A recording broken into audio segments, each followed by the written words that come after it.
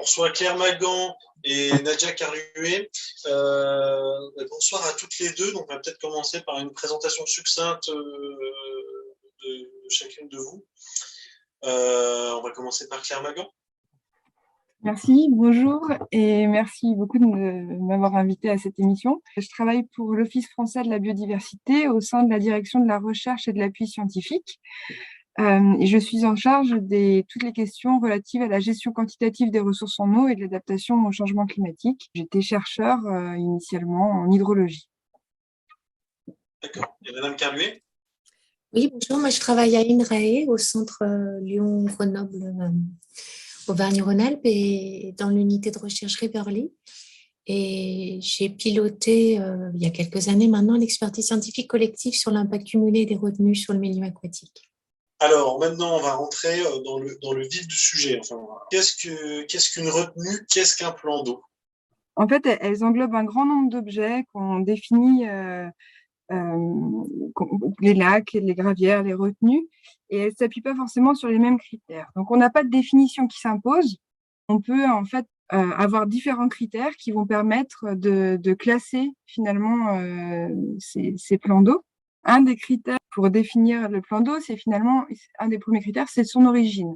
Donc, on peut regarder, il y a des plans d'eau qui sont d'origine naturelle, et au sein de ces plans d'eau naturels, finalement, on a une grande diversité, et ça va des lacs karstiques ou des dolines aussi, qui sont sur des très petites superficies, avec des traits qui sont aussi temporaires au cours de l'année, à des grands lacs glaciaires où on a des superficies beaucoup plus grandes. Par exemple, le lac Léman avec une superficie de près 500-600 km² et des profondeurs très importantes. Donc, il y a ces lacs d'origine naturelle. Et puis, on a des plans d'eau qui sont construits par l'homme et qu'on regroupe souvent sous l'appellation de retenue. Dans le cadre de cette présentation, et quand on étudie l'impact cumulé d'une retenue, on va s'intéresser aux plans d'eau qui sont construits par l'homme. Vous voyez que selon l'usage et selon la période à laquelle ces plans d'eau ont été construits, on a utilisé un vocable différent. Donc, on utilise par exemple le terme d'étang dès le Moyen-Âge avec des plans d'eau qui ont été construits pour des vocations piscicoles. Et puis on a un vocabulaire qui est beaucoup plus récent, notamment avec les gravières, les retenues collinaires aussi, ou alors encore les bassines. Et donc tout ça, ce sont des retenues qui ont été construits par l'homme, mais à des périodes différentes, avec des usages différents, avec un regard sur ces objets qui est très différent selon les acteurs qui sont interrogés. Est-ce qu'une mare est un plan d'eau ou est-ce que c'est trop petit? Est-ce que c'est vraiment quelque chose qui est différent d'un plan d'eau? Non, on pourrait le considérer comme un plan d'eau, bien sûr. J'ai parlé des dolines, par exemple, dans le cas des plans d'eau naturels. C'est petit. Une mare peut tout à fait être un plan d'eau. Alors, pour le coup, c'est plan d'eau construit par l'homme à une dimension très faible. Ces différents types de plans d'eau qui ont différents usages, est-ce qu'ils sont tous alimentés de la même manière? Non, donc un des qu'on a fait quand on s'est intéressé aux retenues, c'était la grande diversité des usages, des modes d'alimentation, des modes de restitution au cours d'eau aussi, des modes de gestion, et puis des caractéristiques des retenues selon leur taille, leur volume, leur position dans le bassin, par rapport au cours d'eau. Et c'est une des difficultés pour appréhender l'impact de ces retenues sur le cours d'eau, qu'on regarde l'impact sur l'hydrologie, sur l'hydromorphologie, sur la qualité chimique de l'eau ou sur l'écologie, c'est de considérer toute cette diversité. Donc pendant l'expertise, on s'est particulièrement intéressé au mode d'alimentation parce qu'on a pressenti que c'était un des éléments qui déterminait en grande partie l'impact d'une retenue sur le milieu aquatique. On a distingué les retenues alimentées par pompage dans la nappe, les retenues alimentées par pompage dans la rivière, en dehors de la rivière, les retenues collinaires qui, stricto sensu, sont alimentées seulement par ruissellement et qui doivent être déconnectées du réseau hydrographique, ne pas se situer sur une source, par exemple, les retenues en dérivation du cours d'eau, donc qui laissent passer le cours d'eau ou une extension du cours d'eau sur le côté de la retenue, et puis les retenues en barrage du cours d'eau. Et ce qu'on a constaté, c'est que dans la littérature qui expliquait quels étaient l'impact des retenues, on trouvait surtout des retenues collinaires et encore plus des barrages sur cours d'eau. Donc, il y a tout un type de retenues, notamment celle dont on parle maintenant, de retenues de substitution, qui seraient plutôt alimentées par pompage dans la rivière ou dans la nappe, dont on n'a pas trouvé grand-chose dans la littérature scientifique. Alors, avant de parler de l'impact cumulé des retenues, il faut peut-être qu'on parle de l'impact tout court d'une retenue. Alors, on va faire une petite liste non exhaustive de ce qu'on sait déjà sur l'effet d'une retenue qui est isolée. Alors, ma question est assez simple. Lesquelles sont-elles? Eh ben, le premier de ces effets, c'est celui d'une retenue isolée, c'est l'effet qu'elle va avoir sur l'hydrologie, sur le fonctionnement hydrologique ou hydrogéologique du bassin, puisque l'objectif de la retenue, c'est comme son nom l'indique, de retenir l'eau. Et donc, ça va avoir deux effets principaux, de modifier les volumes écoulés, soit parce qu'on prélève de l'eau dans la retenue, par exemple pour irriguer, abreuver le bétail ou autre, soit tout bêtement par évaporation. Même si on n'a pas d'usage, si c'est des retenues de loisirs, par exemple, on a quand même évaporation. Et puis, selon les niveaux respectifs du fond de la retenue et de la nappe sous-jacente, on peut avoir soit alimentation de la retenue par la nappe, soit au contraire perte de la retenue vers la nappe, qui peuvent être parfois de quelques millimètres par jour si le fond n'est pas bien étanche. Donc la retenue, elle est alimentée par les apports par ruissellement dans le cas de retenue collinaire notamment, ou par le débit si la retenue est sur cours d'eau. Et puis les pertes vont être donc par évaporation, par prélèvement quand il y en a, et puis par les débits en sortie de retenue, soit quand on a un débit réservé, soit quand on a une surverse ou de l'eau en trop dans la retenue, disons. Donc, à la fois, ça modifie les volumes écoulés et puis ça modifie la répartition de ces débits dans l'année, puisqu'il y a des périodes où on stocke de l'eau, des périodes où on la relâche. Et ça change donc la dynamique naturelle des débits qu'on pouvait attendre dans le cours d'eau, ou la dynamique de la nappe quand c'est plutôt un fonctionnement d'aquifère qui pilote le fonctionnement du bassin, disons. Et donc, le constat, c'est qu'une retenue, elle influence l'ensemble de ce qu'on a appelé les caractéristiques fonctionnelles, donc à la fois le fonctionnement hydrologique, hydrogéologique, le fonctionnement sédimentaire, donc là, tu peux aller un peu plus loin, et le fonctionnement au niveau de la qualité de l'eau et de l'écologie. Donc, en venant au niveau des flux et des concentrations, faire varier à la fois l'amplitude de ces flux, leur dynamique et leur saisonnalité. Donc, pour l'hydrologie, on l'a déjà dit, ça se traduit de toute façon par une perte d'eau pour le cours d'eau aval, compte tenu des pertes par évaporation, ça c'est sûr, par infiltration parfois et par prélèvement quand il y a des usages. La retenue constitue aussi toujours un piège à sédiments et notamment un sédiment grossier.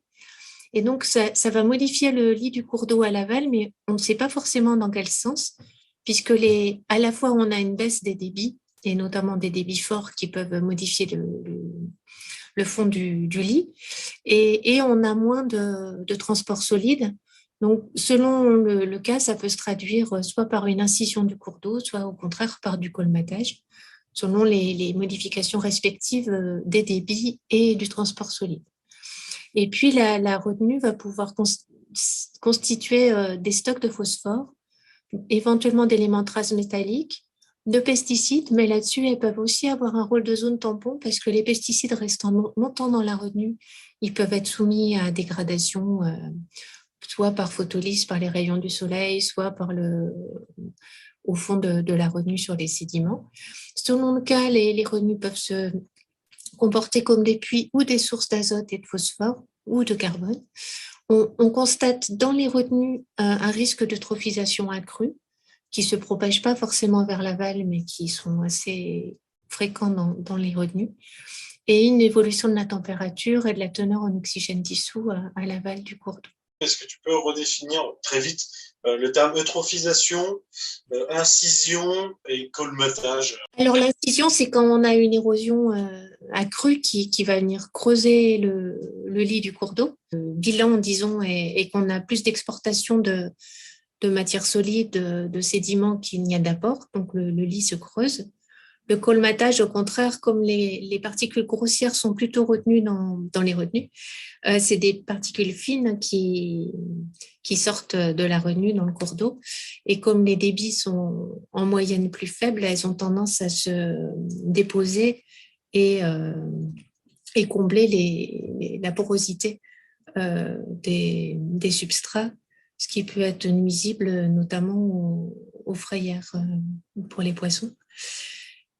Et pour l'eutrophisation, c'est quand on a un excès de phosphate ou de phosphore disponible dans une retenue, on peut avoir prolifération d'algues qui viennent couvrir toute la surface de la retenue et qui entraînent un cycle un peu vicieux en consommant tout l'oxygène, et ce qui se traduit par la prolifération de nouveaux algues et notamment de cyanobactéries qui peuvent émettre des toxines toxiques comme leur nom l'indique.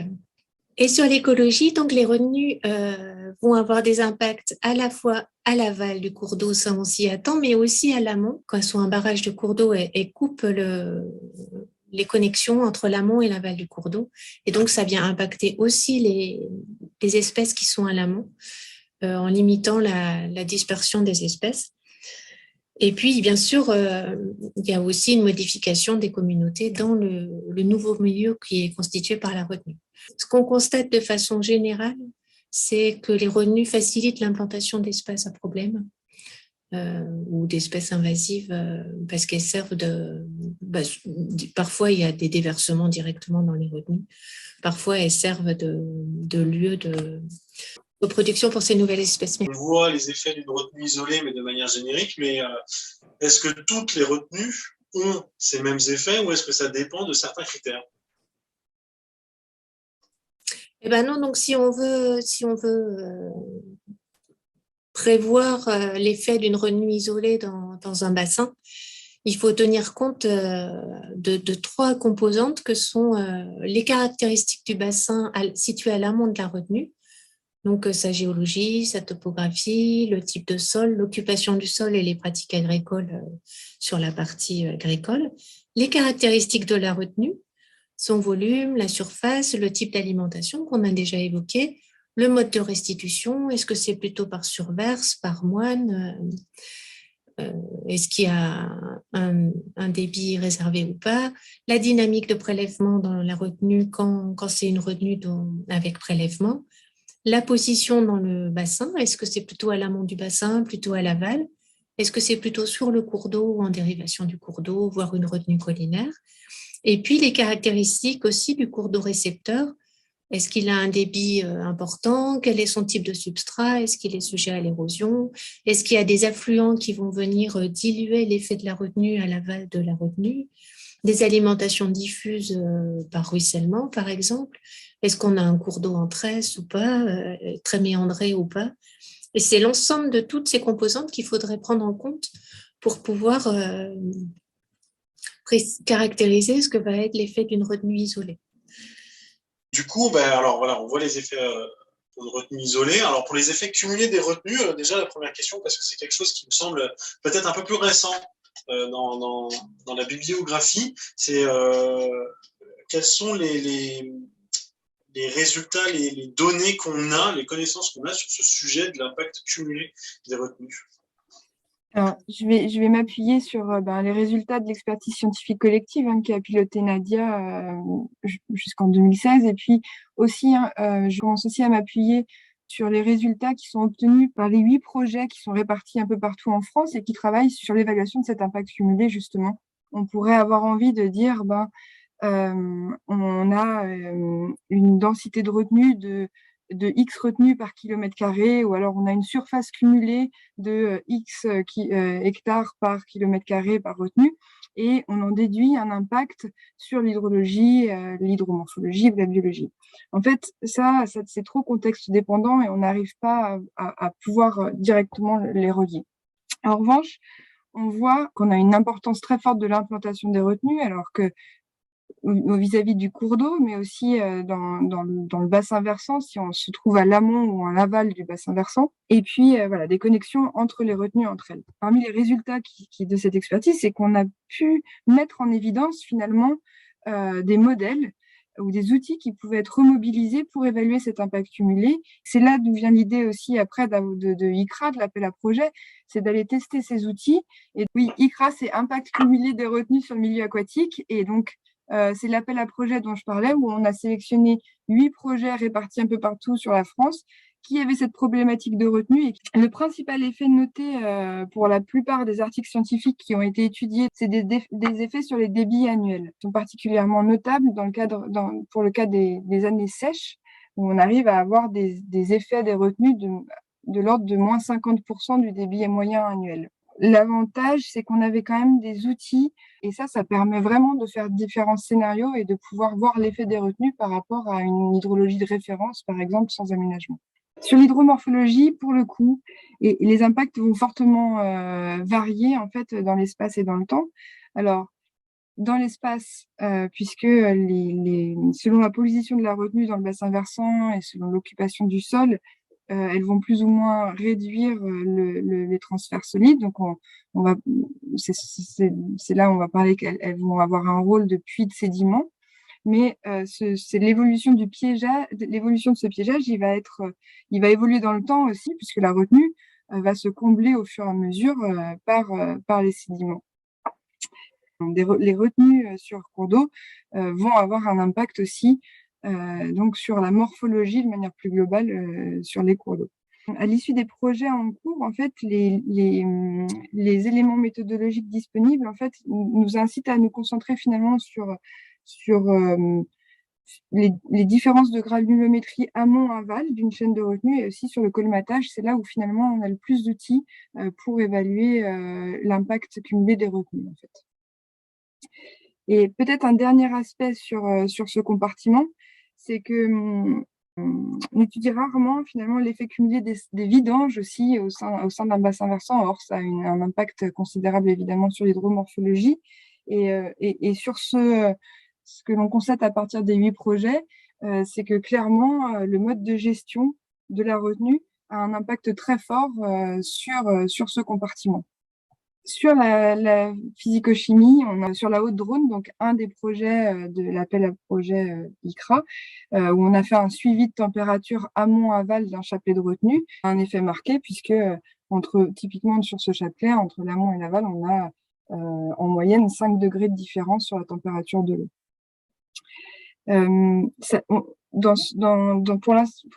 Pour évaluer l'effet cumulé, on a introduit une notion qui est la distance d'influence. Si on a une retenue, les retenues sont très rapprochées, ou alors si elles sont éloignées, on ne va pas avoir les mêmes effets. On a aussi, par rapport à l'effet sur les flux de carbone, d'azote et phosphore, là c'est l'exemple de l'azote, par exemple, du piégeage du carbone, c'est que c'est pas parce que la première retenue va piéger une grande quantité d'azote dans sa retenue que la deuxième va piéger la même quantité. Il a été montré que les retenues avaient un potentiel de piégeage de l'azote important, mais que finalement ce potentiel était réduit de l'amont à l'aval du bassin versant. Et enfin, sur le compartiment biologique, ce qu'on a pu montrer, c'est que on avait une diminution donc de l'abondance des espèces rhéophiles. Donc pour les poissons, les espèces rhéophiles, c'est les espèces qui aiment bien le courant. Et évidemment, si on est dans un milieu où on a beaucoup de retenues, finalement, les débits diminuent et donc on a une diminution de ces espèces. Alors, On a aussi une évolution de la structure des communautés de macro-invertébrés. C'est pareil, cette évolution, elle va être très dépendante du mode de gestion de la retenue et de ce qu'on va pouvoir relarguer, de ce qui va être relargué ou pas de ces retenues. On constate une implantation d'espèces invasives. Par rapport à ta question au tout début sur les mares, où effectivement on va restaurer des mares pour retrouver de la biodiversité, en fait, c'est des contextes particuliers puisque dans certains cas, on peut favoriser une certaine biodiversité dans ces milieux lentiques, mais dans tous les cas, si on transforme un milieu lotique, donc un milieu qui s'écoule par un milieu lentique, on va forcément transformer la biodiversité initiale. Oui, l'avantage des mares, c'est que de toute façon, on n'est pas sur un cours d'eau. Ce dont on est sûr, à défaut de pouvoir quantifier vraiment, c'est que de toute façon, la présence de retenue sur un bassin versant influence l'ensemble des caractéristiques que Claire a listées, et que de savoir si c'est un problème ou pas, ben, ça suppose que collectivement, dans un territoire, ou plutôt dans un bassin versant, ce qu'on veut pour ce bassin versant a été discuté, arbitré avec des enjeux et des seuils définis collectivement. Ça, c'est pas aux scientifiques de le faire, mais ça doit être discuté au niveau local, de savoir qu'est-ce qu'on veut comme trajectoire pour le bassin, si possible en intégrant en plus l'idée que ça va évoluer compte tenu du changement climatique. Donc, Claire a évoqué le fait qu'il y a une méthode d'évaluation des impacts cumulés qui est en cours de test et d'amélioration dans le cadre du projet ICRA qui se déploie sur 8 bassins différents. Et on voit qu'il reste malgré tout encore des besoins de connaissances sur tout ce qui est biogéochimie dans les cours d'eau, enfin donc azote, phosphore, carbone pour le dire vite, et puis l'impact sur l'écologie. Il reste des connaissances à acquérir et pour l'instant, c'est difficile de faire le lien avec les retenues quand elles ne sont pas bien caractérisées. Et puis, on a beaucoup parlé du mode d'alimentation des retenues. En fait, celles qui existent pour l'instant le plus souvent, c'est des retenues collinaires et des retenues sur cours d'eau. Et donc, on manque encore de références et de connaissances sur l'impact des retenues alimentées par pompage dans la nappe, dans la rivière ou en dérivation du cours d'eau. Alors, pour limiter les impacts de l'existant, déjà, on peut agir au niveau de la gestion en respectant le débit réservé qui est normalement imposé pour les retenues sur cours d'eau. En gérant les vidanges d'une façon adaptée avec donc à gauche c'est l'illustration d'un débit réservé qui est que la retenue doit laisser, je crois que c'est le 10e ou parfois le 20e du module annuel, enfin être transparente quand le débit est inférieur ou égal à ce débit. Au milieu, une retenue déjà bien vide, on voit les berges qui sont sèches. Et puis à droite, c'est la photo d'un moine donc, qui permet de choisir la hauteur, la tranche d'eau qu'on évacue en fait, et d'aller plutôt piocher ou exporter les eaux du fond de la retenue que les eaux hautes qui sont donc en général plus fraîches. Au niveau des vidanges, il faut éviter de rejeter des espèces invasives et puis essayer de préserver les organismes qu'on voudrait préserver quand on vide la retenue, donc y penser et l'organiser avant de vidanger la retenue. On peut passer à la suite. Il y a des aménagements qu'on peut faire. Donc, la gestion de la ripisylve notamment est importante, que ce soit à l'aval du cours d'eau où ça va venir refroidir le cours d'eau. Souvent, les retenues se vident par surverse, enfin assez souvent, et donc plutôt de l'eau chaude en été.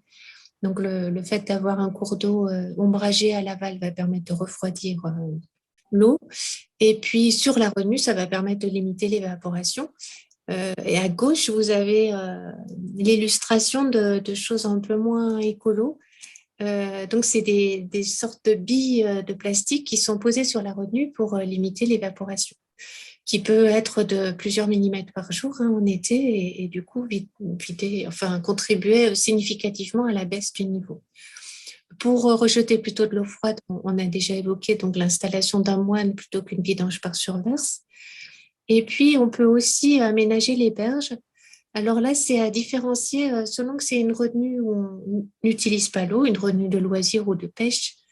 Et le mieux, c'est d'avoir des berges plutôt en pente douce qui vont permettre la colonisation par différents organismes, que ce soit végétaux ou animaux. Au contraire, si on a une retenue, on vient prélever l'eau, par exemple pour irrigation, ça ne sert à rien d'avoir des berges en pente douce, puisque c'est des zones qui vont être souvent asséchées et où il n'y a pas grand-chose qui peut se développer. Il vaut mieux avoir au contraire une retenue profonde, plutôt de petite surface, avec des berges le plus verticales possible pour limiter l'évaporation. Et enfin, au niveau des aménagements, toujours, il est maintenant normalement obligatoire, au moins dans certaines régions, je ne sais pas si c'est le cas partout, pour les retenues collinaires, de pouvoir les déconnecter en étiage pour que quand il y a un événement pluvieux qui induit du ruissellement, cette eau n'aille pas remplir le trou créé par l'évaporation dans la retenue, mais plutôt à y rejoindre le cours d'eau qui peut en avoir bien besoin. Donc là, c'est l'illustration à gauche ou à droite de systèmes qui permettent d'envoyer l'eau plutôt dans le cours d'eau principal ou sa dérivation, ou plutôt dans la retenue. Et au milieu, la photo d'une retenue où on voit une dérivation, ce qui permet aussi de déconnecter la retenue pendant la période d'étiage, une fois qu'elle est remplie.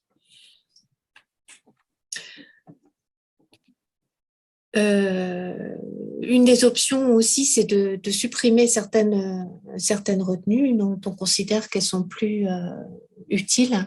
Là, il peut être utile de prioriser les retenues à effacer pour enlever celles qui ont l'impact le plus important sur le milieu aquatique et sur son fonctionnement.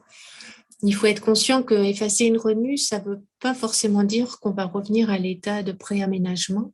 D'abord parce que les changements vont se faire sur le temps long, et ensuite parce que le milieu autour a changé, les connexions amont-aval sur le cours d'eau ont aussi changé, donc il y a peu de chances qu'on revienne exactement à l'état du milieu tel qu'il était avant l'implantation de la retenue, mais au moins ça n'impacte plus le fonctionnement hydrologique. Une des solutions dont on entend pas mal parler actuellement, c'est des zones tampons humides artificielles qui récupèrent les eaux de drainage. Donc, ce qui permet, selon les caractéristiques des zones, purifier l'eau en dénitrifiant les nitrates qui sont dans l'eau d'alimentation et en retenant ou en dégradant certaines molécules pesticides aussi.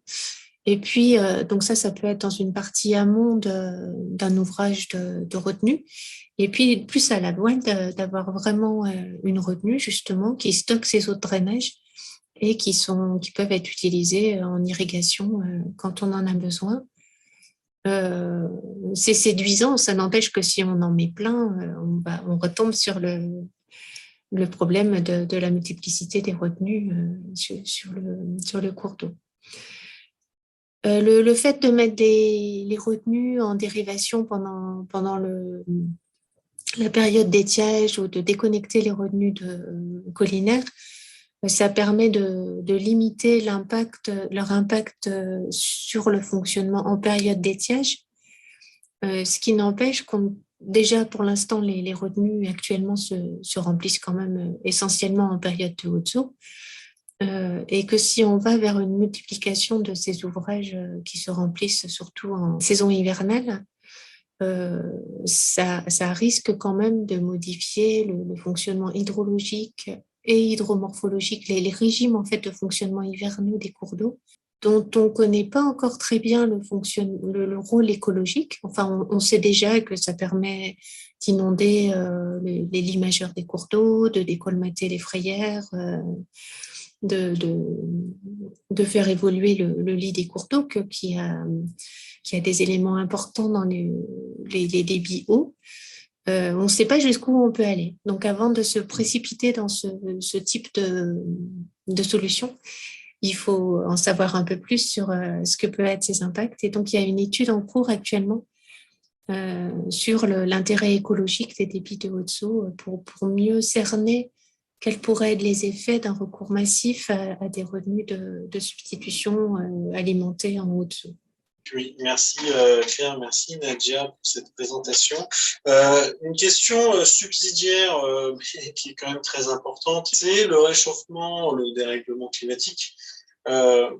Surtout sur ces questions-là, ce dérèglement climatique, est-ce qu'il va aggraver les impacts qu'on a pu voir? Est-ce qu'il va les atténuer? Est-ce que sur les solutions techniques qu'on peut avoir aussi, est-ce que ça va rendre problématique des plans d'eau qui sont considérés comme non problématiques ou même bénéfiques? Est-ce que ça va rendre bénéfique des plans d'eau où on se posait la question? Le règlement climatique là-dessus, est-ce qu'il va avoir un impact négatif sur les impacts des plans d'eau et sur leur pérennité, que ce soit historique, paysagère, etc. Ou est-ce qu'il pourrait avoir un effet bénéfique dans le sens où les plans d'eau pourraient avoir un intérêt sur ces questions-là de réchauffement climatique?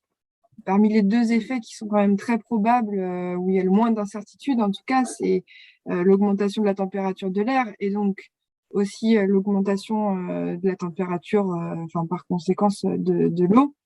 Et donc, du coup, tous les effets sur la qualité de l'eau, plutôt négatifs, pourraient être exacerbés par une augmentation de la température de l'eau et les problématiques d'eutrophisation pourraient être augmentées. Ça, c'est quelque chose qui est quand même assez certain. Et puis, l'autre impact, quand même très probable, c'est quand même une diminution des débits, en été en tout cas. Et cette diminution des débits va impliquer une diminution de la capacité de dilution des cours d'eau.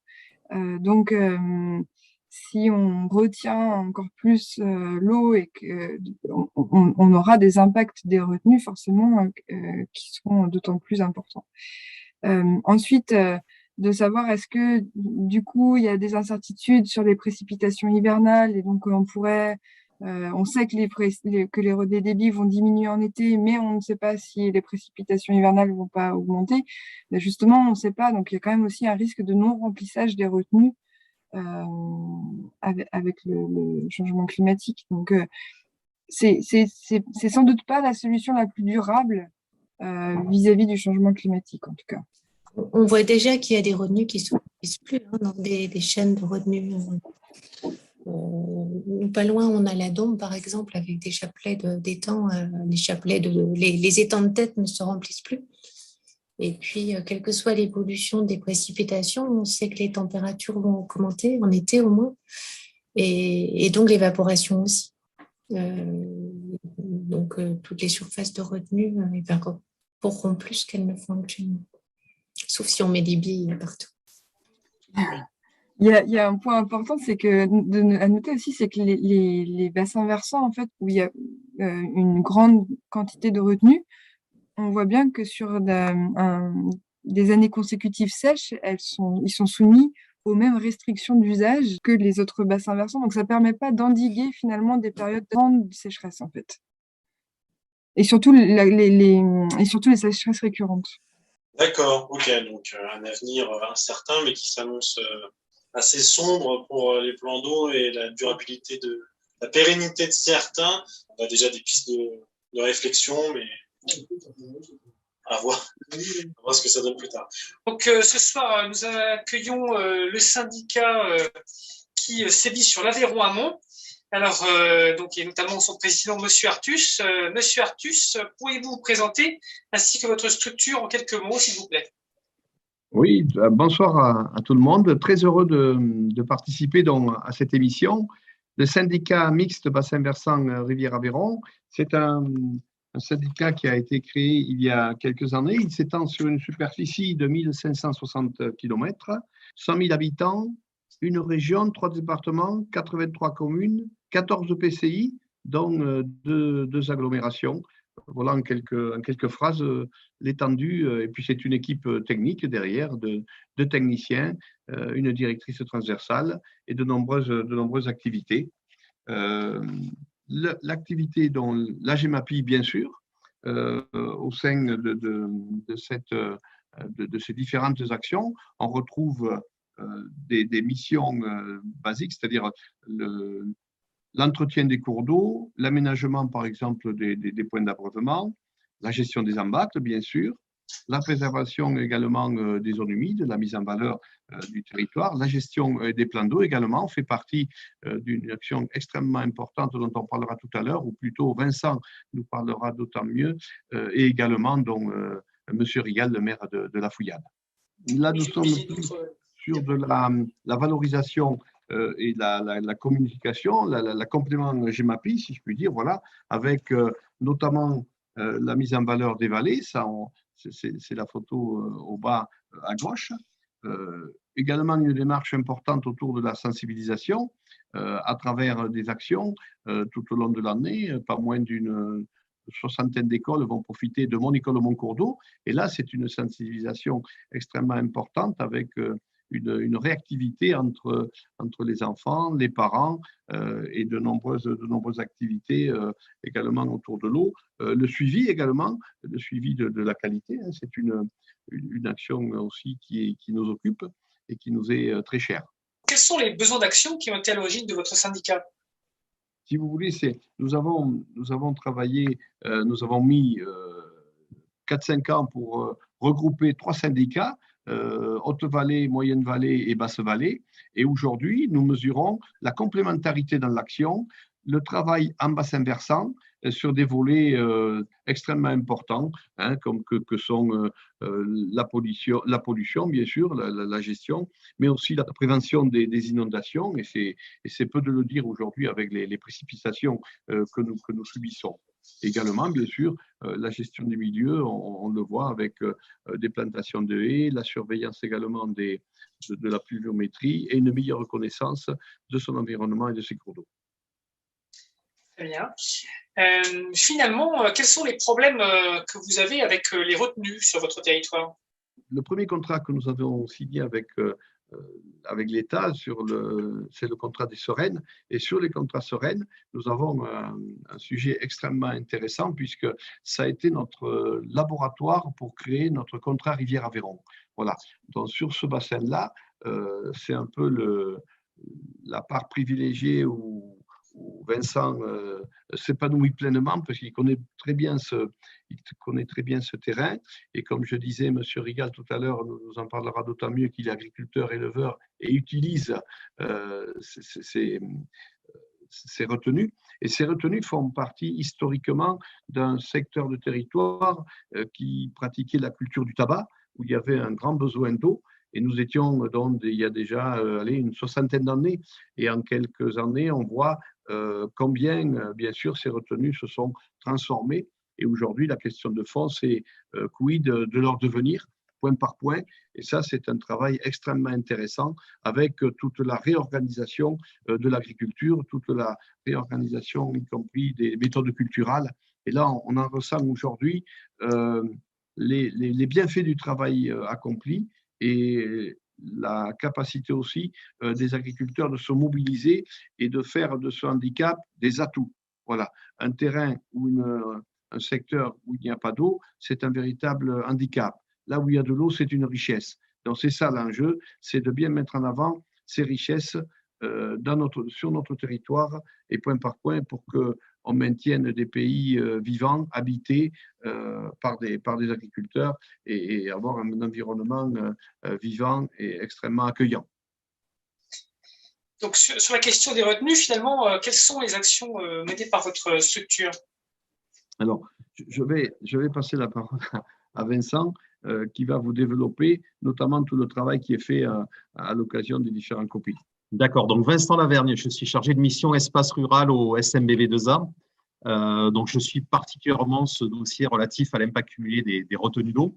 Donc, à l'échelle du bassin versant Aveyron, on a environ 1500 retenues avec de fortes disparités géographiques, hein, puisqu'on a certains secteurs, notamment sur les COS, où on n'a quasiment pas de retenues, jusqu'à des secteurs, on va dire, un peu plus agricoles, où on peut avoir 2 à 3 retenues au kilomètre carré.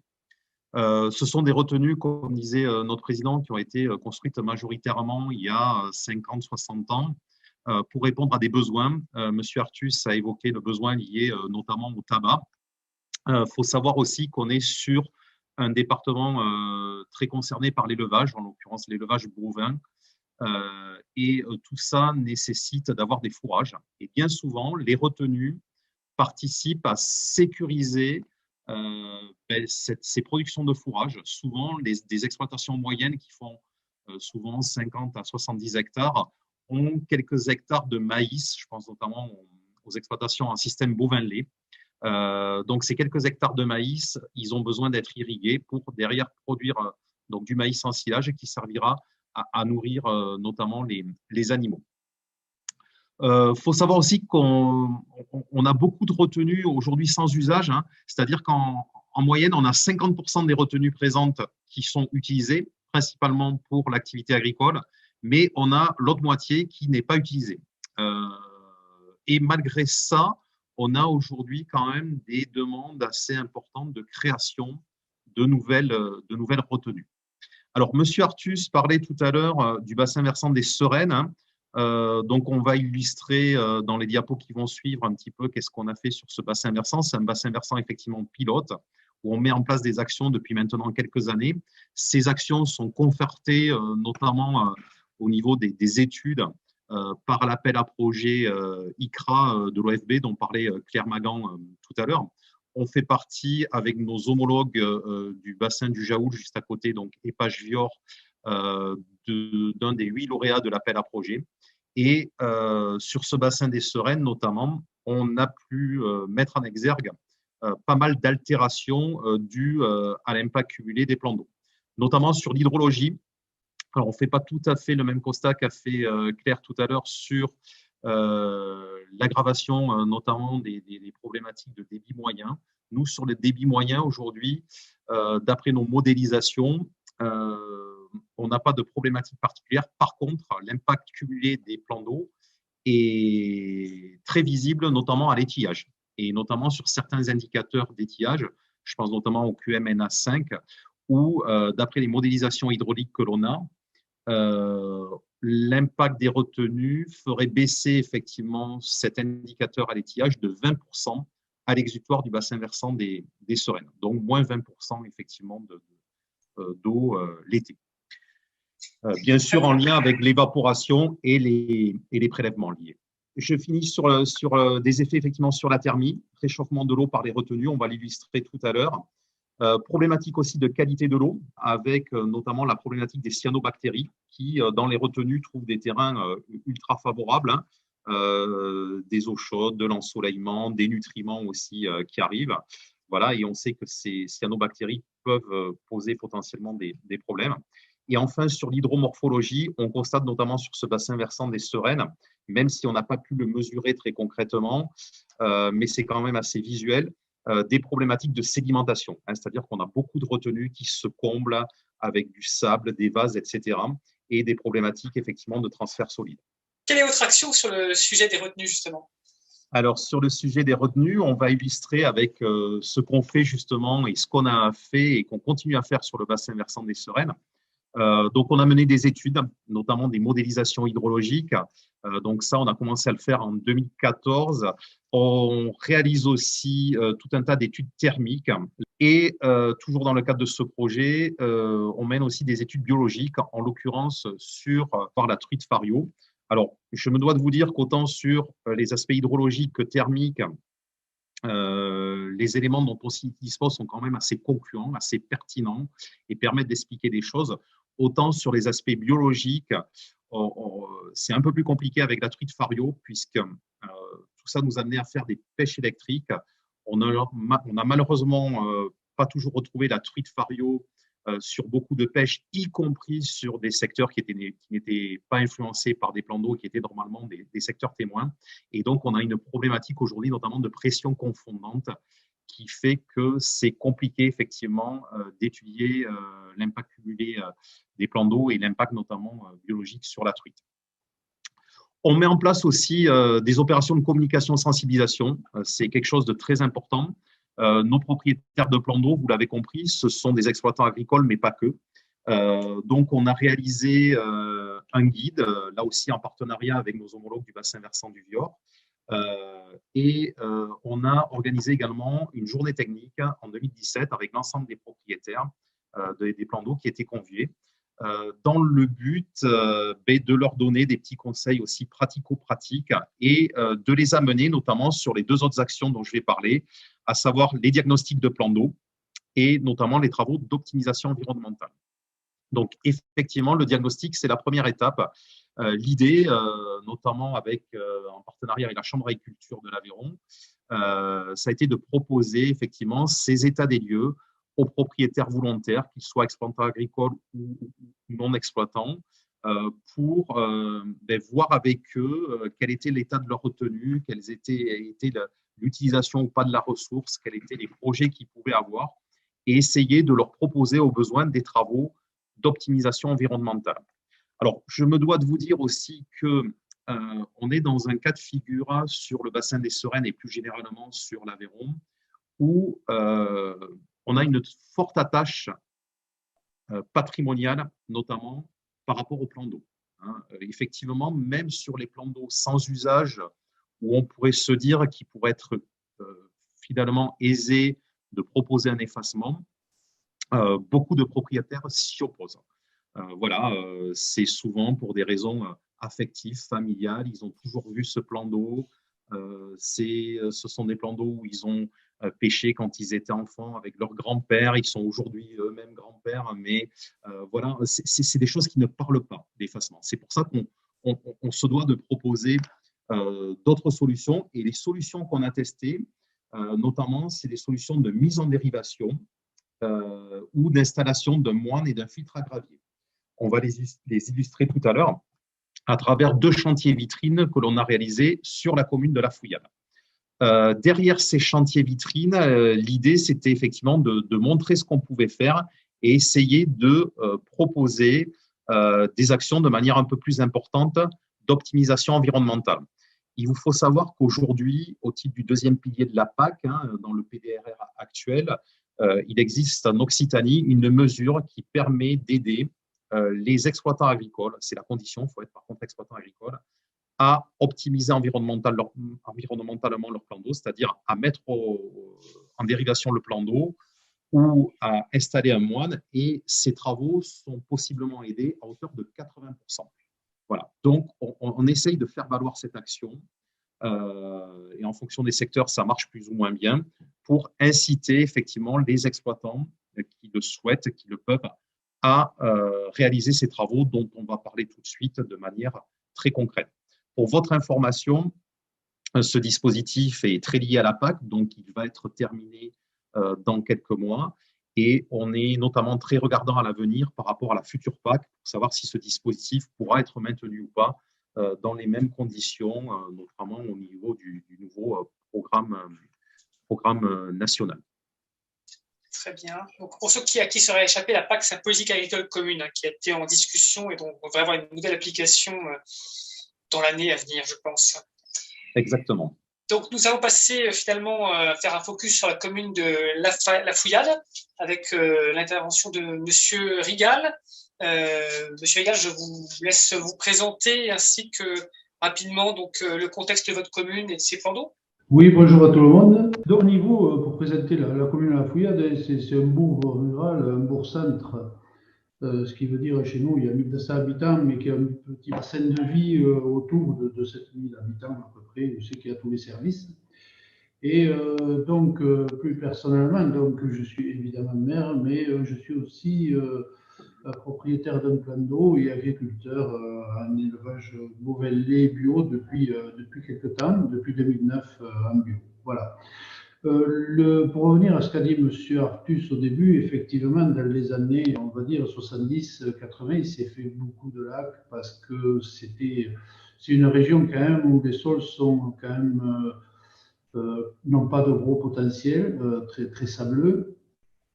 Et effectivement, la culture du tabac, du maïs contrat était quand même une source de diversification à une seule condition, c'était évidemment d'avoir un plan d'eau. Et voilà, c'est pour ça qu'il y en a autant. Alors aujourd'hui, c'est vrai que ces plans d'eau sont très peu utilisés, il en reste très peu d'utiliser, mais c'est un petit peu normal, hein, avec le renouvellement des générations, le verdissement des surfaces, le tabac, le maïs contrat a disparu. Et aujourd'hui, c'est plus une problématique avec le dérèglement climatique qui amène, comme a dit M. Lavergne, de sécuriser un petit peu le stock fourrager pour les animaux. Et c'est pour ça qu'il y a quelques demandes supplémentaires aujourd'hui pour recréer des plans d'eau. Voilà. Sur le plan, l'action est partie au niveau du plan communal, parce que tout simplement, il y avait une déverse qui n'était pas du tout aux normes et il était courant de voir l'eau passer par-dessus la berge en cas de forte pluie. Et ça a été l'occasion de mettre tout ça en place à partir de là. Et il a été demandé comme j'ai mon lac juste au-dessus de celui de la commune, à peu près, je ne sais pas combien, à 200 ou 300 mètres, hein, de mettre tous ces deux plans aux normes, si on peut dire comme ça. Et ça a été l'occasion, avec l'appui du syndicat, de proposer une vitrine départementale et de proposer plusieurs scénarios pour mettre ces plans d'eau aux normes et de restituer un petit peu l'eau du cours d'eau, parce qu'ils sont évidemment en barrage. C'est des retenues agricoles, hein, si j'ai bien compris le terme, par rapport aux années de construction. Voilà. Alors, c'est vrai que visuellement, tout ce qui a été abordé, ça se voit très clairement, hein, le réchauffement de l'eau, l'été, l'évaporation, hein, c'est-à-dire que j'avais remarqué depuis très longtemps que dès qu'il faisait chaud, le lac ne déverse plus. Hein. Le cours d'eau est complètement absorbé pratiquement par l'évaporation et la montée de température. Surtout que j'ai quand même l'impression que l'hiver, l'eau est claire, et puis il y a un problème, il y a un phénomène chimique que certainement des personnes ici pourront expliquer, où l'eau devient de plus en plus foncée avec la montée de température et qui encore favorise évidemment cette montée de température. C'est des eaux qui sont en surface très très chaude. Voilà. Après, le problème de sédimentation, on le connaît parce que vous avez vu les diapos, la topographie, c'est quand même, il y a des bassins versants, c'est accidenté. Donc, ce qui fait des terrains légers, qui a des fois beaucoup de... Si on a du travail du sol en amont, il y a effectivement beaucoup d'apports. Et notamment, aujourd'hui, j'ai le problème du sortie du cours d'eau, où le ruisseau s'affaisse, tout simplement. Voilà. Voilà un petit peu pour ces problématiques. Dominique Rigal vient d'en parler. Vous voyez sur la cartographie ces deux plans d'eau en chapelet. Donc, le plan d'eau de Cavagnal à usage d'irrigation qui appartient à M. Rigal et le plan d'eau dit de Sobaïre à usage de loisirs en aval. Donc, avant les travaux, ces deux plans d'eau étaient en barrage de cours d'eau. On va peut-être expliquer plus précisément le contexte d'avant travaux. Donc, problématique de plan d'eau en barrage de cours d'eau. Pas de respect de débits réservés, donc impact sur l'hydrologie et aussi sur la température de l'eau, vous allez le voir juste après. Des problématiques aussi de relargage de cyanobactéries. Voilà, c'est-à-dire que dans le plan d'eau de Sobaïre communal, la présence de cyanobactéries a été mise en exergue et leur relargage aussi, parce qu'elle se développait notamment sur le premier mètre de la colonne d'eau. Et la restitution par surverse faisait qu'automatiquement, ces cyanobactéries se retrouvaient potentiellement derrière dans le cours d'eau. Et bien sûr, il y avait un questionnement des propriétaires dont faisait partie déjà M. Rigal, notamment en termes de respect de la réglementation, de questionnement sur l'impact effectivement du plan d'eau sur le transit hydrologique, sur la température, etc. Donc, l'enjeu, il était double. C'était pour nous, syndicat de rivière, d'améliorer l'état écologique du cours d'eau, en l'occurrence là, qui est le cours d'eau du Cassurex, un affluent de la Sereine, et de maintenir bien sûr les usages existants, où l'objectif, c'est de trouver des solutions qui permettent de maintenir des activités, et en l'occurrence ici, une activité agricole ou une activité d'agrément, abiotisme pour tout ce qui concerne le plan d'eau de Sobaïre. Donc, les objectifs, c'était d'optimiser effectivement le plan d'eau d'un point de vue environnemental. Donc, vous avez ici sous les yeux justement les données de température avant travaux. Donc, ce dont on s'aperçoit si on descend ce fameux chapelet, c'est que donc là, on est sur une journée chaude du mois de juin 2015, avec une température journalière à midi de 17 degrés et maxi de 32 degrés. Vous voyez que ce jour-là, avant travaux, on avait une eau qui rentrait dans le plan d'eau de Cavagnal à 16,5, qui ressortait du plan d'eau de Cavagnal à 24,5. Donc déjà, vous voyez le delta énorme qui est de 8 degrés. On avait ensuite donc une capacité quand même de récupération du cours d'eau, puisque vous voyez que sous le point suivant, merci de suivre avec la flèche, impeccable, on revenait à 19 degrés. Mais on re-rentrait effectivement dans le plan d'eau de Sobaïr, avec là aussi une restitution par surverse et une sortie autour de 24 degrés. Voilà. Donc, on voit très clairement sur cet aspect thermique l'impact effectivement avant travaux d'un plan d'eau et aussi de l'effet cumulé. Alors, comme tout projet, on a démarré par des études préalables qui ont été menées en 2014-2015, des études thermiques, de population piscicole, des études hydrauliques et de sécurité, et tout ce qui a concerné la maîtrise d'œuvre. Alors, effectivement, Monsieur Rigal l'a dit, la porte d'entrée à Sobaïr au départ était l'aspect mise aux normes hydrauliques. Je ne vous cache pas que souvent, cette entrée mise aux normes hydrauliques, qui est certes importante, vient quand même gréver les budgets, parce que souvent, c'est un petit peu la surprise. On s'intéresse, par exemple, à l'optimisation environnementale, mais le fait de dresser un état des lieux global fait que l'on s'aperçoit que souvent, les ouvrages ne sont pas complètement nickel sur les aspects normes hydrauliques aussi. Sauf que, voilà, c'est ce que je disais, la facture est souvent très importante, on va en parler pour Sobaïr, sur l'aspect mise aux normes hydrauliques, qui amène de la sécurité, mais qui ne règle pas pour autant les problèmes effectivement d'optimisation environnementale. Vincent, peut-être juste une petite précision donc, sur l'aspect mise en hydraulique. En fait, on parle bien des évacuateurs de crues qui sont mis généralement sur un côté ou au milieu, bref, de la retenue, afin de pouvoir pallier en fait au phénomène d'orage, notamment par exemple, et éviter une surverse et donc comment dire, ce qui va déstabiliser l'ouvrage et donc créer une brèche et pouvoir éventuellement aller jusqu'à la vidange totale et dangereuse du plan d'eau. Exactement, tu as très bien résumé, c'est exactement ça, avec en photo justement le déversoir de crue sur la photo de gauche de Sobaïr tel qu'il était avant travaux. Donc justement, les travaux. Alors, les travaux sont faits sur 2 années consécutives. On a commencé par l'ouvrage le plus simple, qui est celui de Cavagnal en 2016, et l'ouvrage de Sobaïr a été traité en 2017. Donc, en 2016, le choix qui a été fait sur la retenue de Cavagnal, où je remémore que c'est une retenue où il y avait un usage notamment d'irrigation, ça a été de créer une dérivation et de mettre en place un ouvrage donc répartiteur. C'est la petite photo que vous voyez donc à haut à gauche. Et le choix s'est porté sur une canalisation enterrée. Alors, quand on peut, il est vrai que c'est mieux de faire une renaturation, c'est-à-dire une dérivation avec un lit de cours d'eau renaturé. Là, dans le cas de figure de Cavagnal, il faut savoir qu'on est sur une tête de bassin versant où le débit réservé est fixé à 1 litre seconde. Alors, le choix qui a été fait en concertation avec le propriétaire et avec les services de police de l'eau et les financeurs, c'est de porter finalement ce débit au-delà du débit réservé et il a été fixé à 8 litres seconde. Néanmoins, qu'on ait 1 litre seconde ou qu'on ait 8 litres seconde, ça reste quand même de tout petits débits. Et la crainte que l'on avait, c'est que si on avait fait une dérivation à ciel ouvert, ce débit, finalement, il se soit infiltré et qu'on n'ait pas forcément récupéré in fine. Donc, c'est pour ça que le choix s'est porté vers une canalisation enterrée. C'est tout simplement un tuyau PVC, diamètre 200, avec des regards réguliers à peu près tous les 40-50 mètres, qui ont permis effectivement de créer cette dérivation. Le coût des travaux, il n'est pas neutre. Il y en a quand même pour un peu plus de 30 000 €.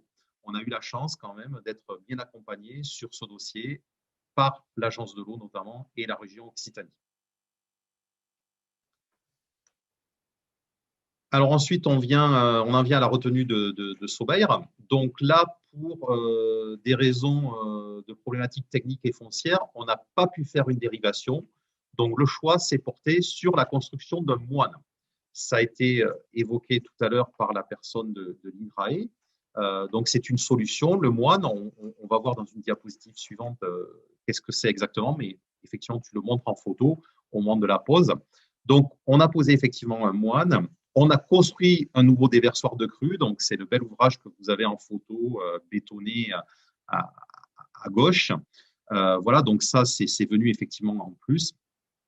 Et on a fait un test aussi de mise en place d'un filtre à gravier qui, finalement, s'est pas avéré très concluant, mais ça nous paraissait intéressant, derrière le moine, de continuer à filtrer l'eau à travers, effectivement, ce type d'ouvrage.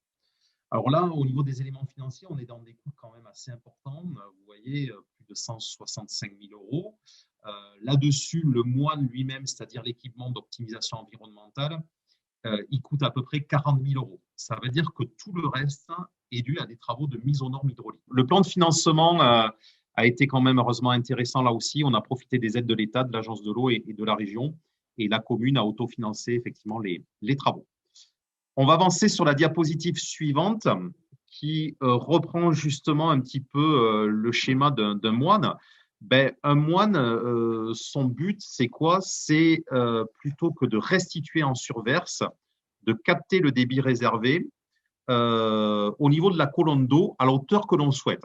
Le choix s'est porté à Sobaïr sur un plan d'eau qui fait 5,50 m de profondeur, à aller capter l'eau à moins de 2,80 m. Alors, pourquoi moins de 2,80 m? L'enjeu, c'était d'une part de ne pas renvoyer des eaux de surface qui sont forcément des eaux chaudes. Et l'autre enjeu, c'était de ne pas renvoyer aussi des eaux de fond qui sont potentiellement anoxiques et chargées aussi en substances diverses et variées, nitrates, phosphore, etc. Donc ça, c'était les études préliminaires qui nous ont permis de fixer effectivement ce compromis à moins de 2,80 m. Alors, ce qui est intéressant, c'est que notamment sur Sobaïr, mais aussi sur Cavagnal, on a réalisé un suivi post-travaux, notamment sur les 2 années consécutives et les 2 périodes d'étillage 2018 et 2019. Alors, les résultats aujourd'hui sont plutôt très engageants, dans le sens où sur les suivis classiques, on va dire notamment qualitatifs, on remarque qu'il y a une meilleure oxygénation de l'eau derrière effectivement la mise en dérivation et le moine. Il y a une baisse des rejets, notamment d'azote et de phosphore dans le cours d'eau aval. Et il y a aussi, et ça c'est très important, une absence de relargage de cyanobactéries. Je le disais tout à l'heure, les cyanobactéries étaient dans le premier mètre d'eau. Le fait de faire la restitution à moins de 2,80 m, automatiquement, on élimine effectivement les cyanobactéries et leur potentiel transfert au cours d'eau aval. Concernant les suivis thermiques, les choses ont été aussi plutôt concluantes. On a des effets très positifs de la mise en dérivation, des effets un peu moins bénéfiques, mais quand même notables par rapport à la dérivation du moine. Et on a par contre un effet beaucoup plus mitigé du filtre à gravier. Alors, vous avez en rouge donc les températures avant travaux dont on a parlé tout à l'heure, et en bleu les températures après travaux. Donc, ce qu'on voit très clairement, c'est qu'en aval déjà du premier plan d'eau, et notamment de Cavagnal, lorsqu'on avait à l'époque 24,5 en rejet quand l'eau du cours d'eau amont était à 16,5-17, aujourd'hui, on a 17-18 degrés. Voilà, donc c'est normal. Tout le débit réservé passe dans la dérivation et automatiquement, on n'impacte pas d'un point de vue thermique cette température. En ce qui concerne l'effet du moine, il est également visible puisqu'on passe effectivement de températures qui, pour le coup, étaient de 24 degrés à l'époque et qui aujourd'hui sont de 20,5. C'est-à-dire que très concrètement, le moine et le positionnement du plan d'eau avec le moine continue à réchauffer globalement l'eau, mais de manière moins importante que ce qui était le cas au départ avant travaux. Alors, 20,5, on est bien d'accord sur des cours d'eau de première catégorie, on est un petit peu à la limite. Voilà, puisque la truite Fario, bien sûr, souvent, il ne faut pas aller au-delà de 20 degrés, mais là, j'ai pris une température instantanée et pas forcément une moyenne journalière. Je pense que beaucoup de choses ont été dites. Après, c'est vrai que le filtre à gravier, c'est pas le fonctionnement n'a pas été celui qu'on attendait. Voilà, tout simplement parce que il arrivait à pas à se boucher, mais pas absorber le débit qui était envoyé dans le filtre. Voilà. Tout simplement. Alors peut-être c'est des bricoles, peut-être il était, voilà, on n'avait pas le recul technique, peut-être aussi par rapport à cette utilisation. Voilà, après c'est vrai que, non, non, on voit bien que le ruisseau derrière est beaucoup plus frais, ça a été extrêmement bénéfique. Hein. Moi, j'ai pas, y a pas. Après, il faut dire que bon, ça a été moyennement perçu parce qu'il a fallu, par rapport aux études hydrauliques, baisser le niveau du lac du Sobaï d'une quinzaine de centimètres pour revenir à, par rapport aux crues centenales, etc., pour avoir un niveau un peu moins important. Sinon, il nous fallait faire une surverse encore plus importante. Voilà. Mais maintenant, bon, tout est rentré à l'ordre. Hein, voilà. Sur ce que je peux dire un petit peu sur ces aménagements. Hein. Merci, Monsieur Rigal. Rappelons que, effectivement, les travaux dont vous parlez qui ont abaissé le niveau de l'eau, c'est le problème de sécurité, pas forcément le problème des détournements d'eau. Et bien maintenant, on va passer à la conclusion. En fait, avec Monsieur Artus. Monsieur Artus, quelles sont les perspectives finalement de travail que vous avez sur ces thématiques des retenues? Moi, ce que je peux vous dire, c'est que ce sont, d'abord, encore merci de nous permettre de nous exprimer et de mettre en valeur ce travail que nous avons fait et que nous faisons, et dire aussi que ce sont ces réalisations avec les agriculteurs, avec nos techniciens, qui nous légitiment dans nos actions, voilà, y compris dans celles qui vont venir, puisque nous réfléchissions comment valoriser justement ces terrains qui bénéficiaient justement des retenues. Donc voilà une petite expérience à cette échelle qui va peut-être aussi s'étendre sur l'ensemble du bassin versant Aveyron, puisque chacun sait combien il est plutôt sur une région plate, sur la haute vallée, et combien il est encaissé sur la basse vallée. Voilà, donc des traitements complètement différents suivant les territoires. Voilà. Mais des actions très concrètes et très précises, que ce soit par tout ce qu'on a dit tout à l'heure, qui nous permettent de nous donner du crédit dans notre action. Voilà. L'ensemble du travail qui est fait maintenant depuis une dizaine d'années est une référence qui commence à faire tache d'huile. On est un peu plus écouté et dans les copiles, on voit bien les agriculteurs se mobilisent et participent. Voilà, peut-être pour compléter de manière effectivement plus précise sur les perspectives, on est en phase aujourd'hui de réflexion à mi-parcours de notre contrat de rivière sur notamment un avenant et l'inscription d'actions complémentaires. Au travers de ces actions complémentaires qui sont encore à ce jour en discussion, on a notamment proposé donc des diagnostics de plans d'eau complémentaires, notamment sur d'autres bassins versants aussi qui sont concernés par l'impact cumulé des plans d'eau.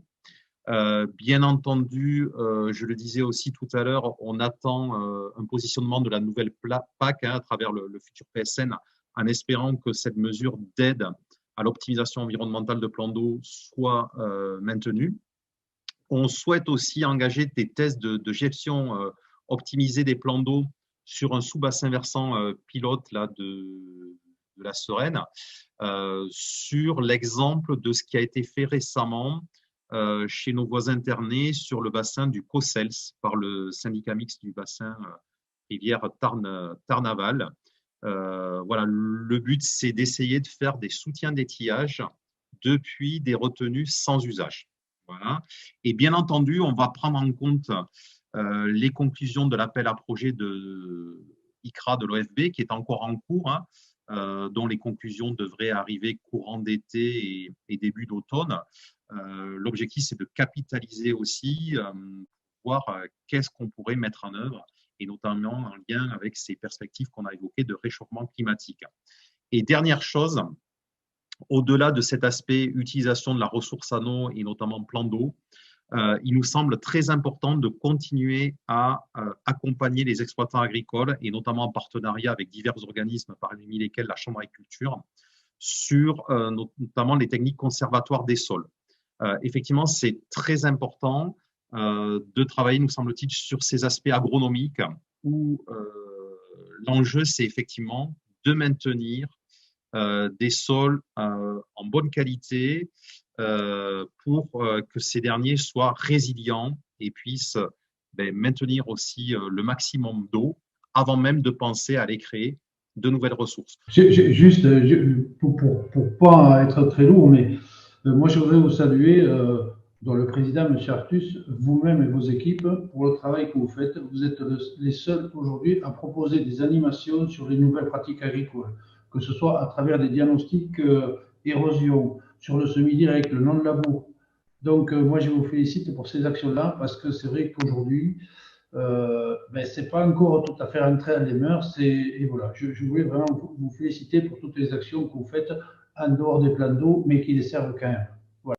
Eh bien, merci beaucoup à tous. C'est vrai que le sujet de l'agriculture en dehors des plans d'eau, c'est effectivement comment on va adapter nos cultures et nos élevages.